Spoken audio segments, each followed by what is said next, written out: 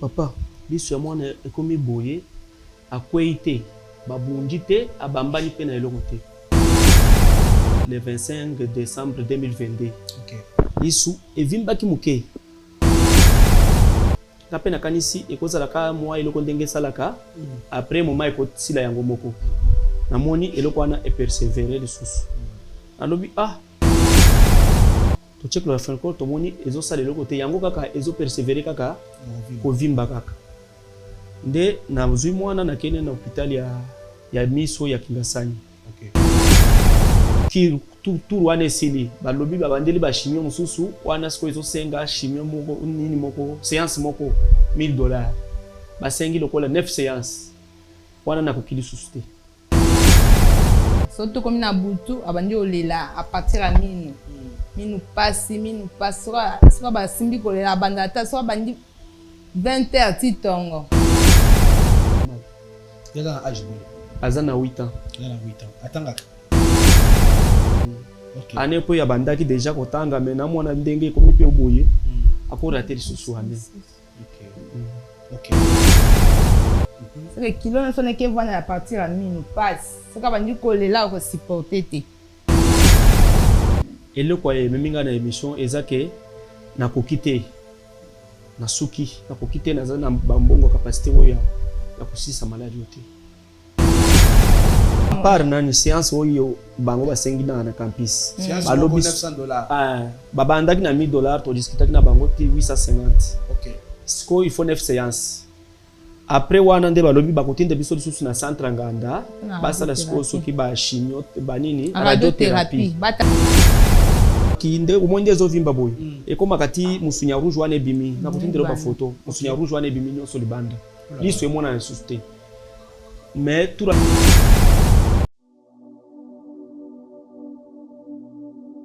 Shalom, shalom peuple de Dieu, de partout où vous êtes, au nom de Jésus-Christ, bonjour, bonsoir. La parole de Dieu nous dit ceci dans Jacques 1, 27. La religion pure et sans tache consiste à visiter le veuve et les orphelins dans leurs afflictions. Yango ememi biso katina o esika. Ngonga yango, ta ya malamu yango. $1 na yo, $5 na yo, ekolesa banetike, ekosombela bango jus, tolingi to fete na banetike, maman, erozo bongisa lamba, erozo bongisa lipapa, erozo bongisa loso, pour la fin de l'année oyo. Non, les a fait bana. Tozana banetike, $1 na yo, $5 na yo, $10, pourquoi pas plus. Ekosombela bana wana mwa sandal, ekosombela bana wana mwa soso, bako fete longo, toko fete na bango, toko tisanzambe nyongo. Parce que le biaza papa ya borfelin. Biso toza bana ya nzambe. Tant toko soutenir bana wana, tozo ko tisanzambe nyongo. Bano bazana ba papa te, bazana ba mama te. Biso nde ba papa na bango, biso nde ba mama na bango, ba yaya na bango. Parce que le Seigneur déclare qu'il est le père des orphelins. Et nous, nous sommes les enfants de Dieu. Donc ces enfants-là sont nos sœurs, nos petites sœurs, nos petits frères et nos enfants. Bengi batu nyonso ya motema malamu bana nzambe bisika boza bano balia bano basepela na fin de l'année awa bano bamela mwa jus bakopambola nzambe pona bino oyo ezali coordinatrice ya fondation Sheila Mwanda nde na yo auprès na bino kobondela bino pona tosunga bana wana basepela nzambe bakosepela na biso. Merci beaucoup.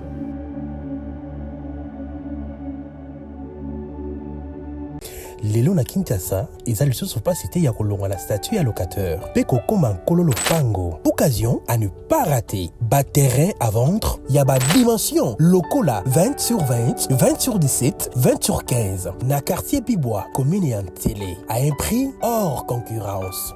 Inutile ya kokende musika. Rejoignez-nous na nouvelle cité exaucée patience. Préférence juste na entrée Singaya Inga na Bibois à 20 minutes ya grande route na Simaya concession Niembo Chabani.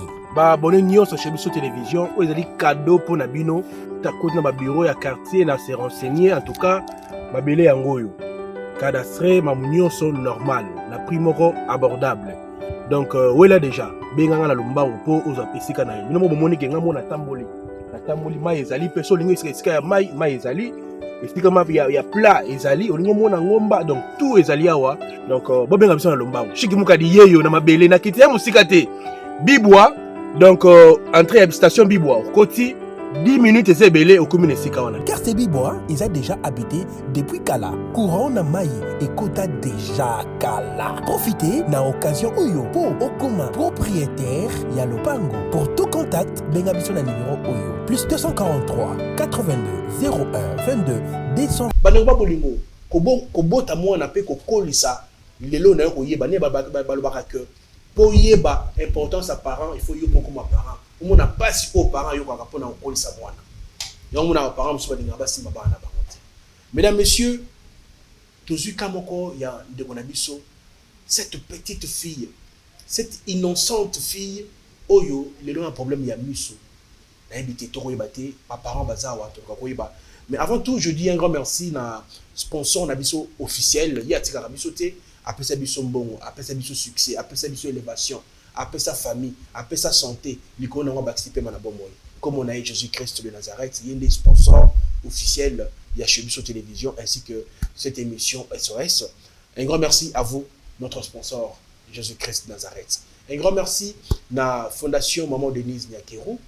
Un grand merci à la Fondation Maman Sheila Mwanda. Maman Sheila Mwanda, il y a Kao Naningo Kota, s'il vous plaît. Maman Sheila Mwanda, Kota Kao, s'il vous plaît. Nana Bosinga, Okota Kao. Maman Magui Nzumba, Kota Kao, s'il vous plaît. Nana besoin de moi, toujours on a plateau, moi, on va saluer l'opération. Bande Kobose, Belé, Papa Chik Moukadi, s'il vous plaît, je vous demande pardon, tout soutenir Kao. Mais avant tout, je dis bonjour, maman, bonjour, papa. Bonjour, Pachik. Nabibino, je sais que comment Nabibino déjà vous en a passé. Papa, comment on a dit? Comment on a Chamboui André. Chamboui André. Papa, maman, comment on a dit? Maman Béni Diango. Maman Béni Diango. Ah, d'accord. Merci beaucoup. Tout le monde est venu à l'émission de Bisso. Papa, est-ce que vous pouvez expliquer Bisso l'issue à moi on a commis boye? Papa, l'issue à moi on a commis boye à quoi été babundite à bambani pe na eloko te. Tolamuka kitongo moko boye le 25 décembre 2022. OK. Lisu evimba ki muke. Kape na kanisi ekozala ka moi eloko ndenge salaka après moment ekosila yango moko. Namoni eloko wana e persévérer lisusu. Alobi tomeka nanu kotia chloramphenicol ya lisu. Totia chloramphenicol tomoni ezosala eloko te yango kaka ezo persévérer kaka kovimba kaka. Nde na zui mwana na kene na hôpital ya miso ya Kingasani. OK. Batali te oya ba masefo ya Siforko. OK. Batali kuna basengi biso scanner. Tokei na HG to salisi scanner tozongi kuna wana eloko ezo développer kaka du jour au jour. OK. Balobi eza kana biso te bokende na clinique universitaire. OK. Tokei na clinique universitaire babandi kaka kosala ba examen kaka po bayeba nanu eza maladie nini. OK. Basali ba examen ezu biso à peu près ba 2 semaines parce que sala ka ba examen azaki na 14 examens ba komelaki. OK. Basali nyonso baye ko découvrir que eza nani cancer soki bénigne ya lisu. Babandi ko traiter ba chimiothérapie. Ba chimio nde bazopesa kuna par séance ekozwa ata $200 $250. Na bundi à peu près 3 mois qui tout wana sili balobi babandeli ba chimio mususu wana siko ezosenga chimio moko nini moko séance moko $1000. Basengi lokola 9 séances wana na kokili susu te. Skonde chimio bapesaki liboso liso ezongaki. Mais eloko etikalaki vision po yebanda komona bandaki siko komona te. Scolaire nazobundana pona koluka bambongo oyo osilisa siko oyo yango siko ebandi susu ko développer ti ndenge evimbi susu boye. Donc bambongo wana nde na kokite pona ke ba continuer na ba science ya mwana azonga normal. Yaka âge boye. Azana 8 ans. Yaka 8 ans. Atangaka. Atangaka. Année passée ko chômer kaka pona maladie. OK. Année po ya bandaki déjà kotanga mais na mwana ndenge komi pe boye. Akora te lisusu ane. OK. OK. Mais sikoyo iloko ni memi na émission. Eloko ya memi nga na émission ezake na kokite na suki na kokite na zana bambongo capacité oya ya kusisa maladie te. Sikoyo balobi eza possible ici là. Balobi soki nde eza susu te. Makokinde eza te. OK. Sikoyo mama Papa. Yo mtozaka na mwana, papa te na ka defo ça. Yo constant ni osali na liso. Constant asana liso mwana ezo évoluer kaka. Surtout comme na butu abandi olela à partir à minu. Minu pasi soit ba simbi kolela banda ta soit bandi 20h titongo. Kolela. Ça me fait pesi calma. Faut amela ta butu moko amela 3 fois ba calma. Pas se maîtriser. Kolela. À partir à nini boy. Pour evimiti ekititi a. OK. Nde minu soit bandi passe. C'est que kilo ne sonne que voir à partir à minu passe. C'est quand bandi kolela ko supporter te.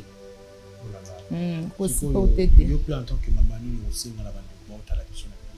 Na senga bango batikanga te to suki kunde bazabo to babitu na kampi photo kota su radiothérapie a pa kuna nani ya centre nganda fo libanda mboka so libanda banda mboka centre nganda $4,000 to donc pour moi libanda mboka il faut $4,000 $4,000 pour la centre nganda radiothérapie pour na place boki ne pour moi no azwa $4,000 et monani mwana robika $4,000 c'est que à part nani séance oyo bango basengi na campus balobi $900 babandaki na $1,000 to discutaki na bango te 850. OK siko il faut 9 séances après wana nde balobi bakotinda biso lisusu na centre nganda basala siko soki ba chimio banini radiothérapie batala na kati ya mutu balobi awa radiothérapie ezalaka na centre nganda wana ekosenga ta $4,000 na centre nganda mais à part na centre nganda oloba lisusu kaka libanda mboka pour radiothérapie à part awa na centre nganda eza lisusu aba hôpital mususu te. et est-ce que c'est nga kaya opération to ndenga lere bandaki kala po ebimaki nde omonde ezovimba boy ekomaka ti musunya rouge wana ebimi na kotindela ba photo musunya rouge wana ebimi nyonso libanda liso emona na lisusu te mais tour liboso ndenga na kanisa ke bakosenga opération etokomi na opération balobi te eza kaya opération te eza kaya ba chimio nde kosis siko liso wana eza déjà endommagé parce que ekoki pe ko endommagé ou etikalité kasi fallait que botuna ki médecin parce que des fois ils a rassuki liso eza endommagé il faut ba ça rapide ba longola yango pour mususu abika pour ceux qui sont ensemble pour ça peut endommager ba ne pas bolingo ndenge za boye iko ko endommager pe oyo mususu ya malamu wana parce que au fur et à mesure oyo moi que ça la bien bon je suis pas médecin bien sûr que selon ndina yo kaka na bibi no peut-être ba médecin ba ko expliquer plus que ngai parce que au fur et à mesure oyo za bongo ça peut affecter l'autre œil où il y a gauche mais to kosenga na bato mawa bato bolingo parce que biso to lobaka bola mo ipola raté tala bande monango ba ye na plateau ba yo ki sonité batalité o bazali ba ye basuki ba ye kosenga za mabete so moni muto aye papa aboko kota bandako aboko kota bikota kota aboko sala n'importe quoi mais aye kosenga na bato bonne foi s'il vous plaît to sunga mwana wo ata pona ba parents te mais pona mwana ya mukio innocente oyo aye bine dikamute soki lelo abiki na ngai moto na yambi bango na plateau naza monda mo lipamboli na ngai na yo moto kosunga nzambe akoyeba kokanisa biso s'il vous plaît alors to kosala tintani papa osela numéro ni na sala ka numéro ya orange money OK nela zaka ngana lingi turo yo ne bato subo tina repa na ngai botina directement pa ya papa botina pa ya papa soit maman botina directement pa ya nani bango mibale bakoyeba ndenge bako gérer mbongo to senge belete na Orange Money eza na poto partout mokili mobimba to sengi kaka $1 to sengi $1 na moto $1 s'il vous plaît to sengi $10 te to sengi $1 maintenant na $1 on a soki toza une affaire de 10 000 personnes et monsieur Betarba 40 000 vues mais soki moto moko apesi $1 toza na combien soki ka bato be belete ba bika bon 6 000 personnes ba opesa $1 toza na $6 000 oyo ikosunga mwana azo science na ye et puis 4 000 okende centre nganda mais ngai na ko préférer maman ou na papa ou bande mwana na Inde to libana ya mboka pour que mwana o ba intervenir je vous demande pardon. Papa, numéro de téléphone, numéro de téléphone est 04 plus 243 089 888 75 77. Plus 243 089 888. Ils ont un WhatsApp. Ils ont un WhatsApp. 888 75 77. Voilà. Papa peut ce numéro naie au cas où vous êtes bobenginga na kocha bino en contact na papa topé soki mon soleil peut to ekomi pa inanga to kotinde la papa ici ka zwa mipote e ba kosunga mais kasi to kocha pe numéro ya Orange Money na ye wana ndeko diniji mon solo bo sunga bo cha numéro ya papa wana bo koma Orange Money. Orange Money tap comme partout mais bato aux États-Unis bato à Londres bato ya partout dans le monde. Vous pouvez continuer à contribuer tintani pona mwana na biso oyo akola na butute toza pe na bana ndoko bana mwana na biso ya moke oyo soki to sungité to ko sa ko boni. Voilà, papa, mot de la fin pour cette émission d'aujourd'hui. Pour battre nini te lobananga izaka ko senga bato ya mawa basu mekaka ko sunga ngai susi na ngai izaka lobi ko mwana papa ndi susi na zanango. Voilà, merci beaucoup. Maman Robaksa abakisika basunganga basunga biso batika biso te bayoka mawa nala te na butu mpona mwana oyo nyonso ka pasi pa olongaka abondi olela ti folo pese kalma amoni apres 2 heures abandi lisusu ka bongo basunganga na koki lisusu te eza pe na ta moko bokovanda boye omoni eloko wana ebandi obimisa pe makila bandi kobimisa makila obandi mbangu omoni bakomeli okisi moko ata $10 osombi esimbi te bakisi lisusu fo osomba ata 3 ampoules 4 ampoules po au moins calme. Waouh, ça fait très mal. Mesdames, messieurs, on est à la fin de cette émission d'aujourd'hui. Minya rolobezalité, bomondi binomoko, kaya mwana, bomondi ba parents. Ngana rozela kaka ba parents, o ba benganga, ba pesanga pe merci. Papa Chi, merci beaucoup. Tozu Mosongi. Yaya, bonjour. Bonjour. Tu parles? Qu'est-ce que tu peux dire? Regarde là-bas. T'as la caméra, wana. Qu'est-ce que tu peux demander à maman, maman Denise, des mamans qui soutiennent cette émission, cette chaîne sur télévision? Qu'est-ce que tu peux dire? Je n'ai pas à dire, je n'ai pas à parler, mais je demande seulement qu'on m'aide. Oh là là. Merci Minga. Ngana ngi pasi. Alobi azana ko lobate asenga lisongi. Ok, tu dis quoi maman Denise, elle te suit? Je n'ai pas encore à parler. Oh là là, tu n'as rien ajouté. Ok. Voilà, mesdames, messieurs, on a la fin de cette émission d'aujourd'hui. Cette petite fille a besoin de sourire. Elle a besoin de l'aide. Tu peux aider, tu reçois mes lambas à $3 000, $4 000, $5 000, mais on peut aider. Moi, peut-être lobby na yé to éviter. Peut-être que aux administres lobby sur Kabiki a contribuer quelque chose pour n'importe quel. Donc moi je suis très mal au cœur, mais avec moi baboti passion na yoki on peut boyoka tout songa s'il vous plaît. On se retrouve la semaine prochaine, mais to sengi peut déjà na sponsor la bus officielle Jésus-Christ de Nazareth. Na yebiki yenda aussi ma metté ma biso côté va quoi intervenir na kaya de la biso où il y a un problème. On se retrouve prochainement. Bye bye. Troubles du système immunitaire, chute de tension, maux de tête, fatigue, perte de poids, frigidité et diarrhée. Dites adieu aux inconforts et retrouvez une nouvelle jeunesse avec une tasse de Maxi Bien-être au quotidien. Une solution bio composée de plantes traditionnelles, 100% naturelle et reconnue pour sa vertu. Une formule adaptée pour hommes et femmes. Depuis plus de 10 ans, le Maxi Bien-être Café renforce le système immunitaire, restaure la fatigue physique, améliore le sommeil, aide à stabiliser la tension et la glycémie, nettoie les reins, soulage l'hémorroïde et la constipation. Chez les hommes, le Maxi Bien-être restaure le dysfonctionnement sexuel, l'impuissance et l'éjaculation précoce. Maxi Bien-être est disponible partout dans le monde. Passez vos commandes sur www.maxibienêtre.com. Explorez l'inspirant avec notre carnet de notes bibliques. Disponible dès maintenant sur lulu.com. Prêt à plonger dans une expérience d'inspiration quotidienne tirée des Saintes Écritures? Notre carnet de notes, orné de versets bibliques édifiants sur chaque page, est l'ami idéal pour accompagner votre parcours spirituel. Découvrez des versets soigneusement sélectionnés pour vous guider et vous inspirer chaque jour.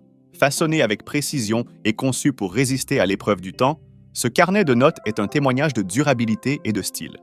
Que vous preniez des notes, réfléchissiez ou méditiez, ce carnet s'adapte à votre démarche spirituelle. Avec sa couverture élégante et son design bien pensé, il transcende le simple carnet pour devenir un objet de beauté spirituelle. Commandez votre carnet de notes avec versets bibliques sur lululu.com et embrassez une vie où la spiritualité et l'inspiration se rencontrent. Ne manquez pas l'occasion de posséder un carnet qui transforme chaque page en une source d'élévation spirituelle. Commandez maintenant et laissez la sagesse des Écritures illuminer votre parcours. Allez sur la page dont le lien vous est présenté et laissez-vous guider par la sagesse avec notre carnet de notes bibliques sur lulu.com. Pour la version anglaise, trouvez le lien juste à côté. Il y a aussi une autre version de carnet de notes avec mots et citations motivants conçus en français et en anglais que voici avec leur lien. Profitez-en. Que Dieu vous bénisse. Chez Bissou Télévision, chaîne Oyo Kokani na yo.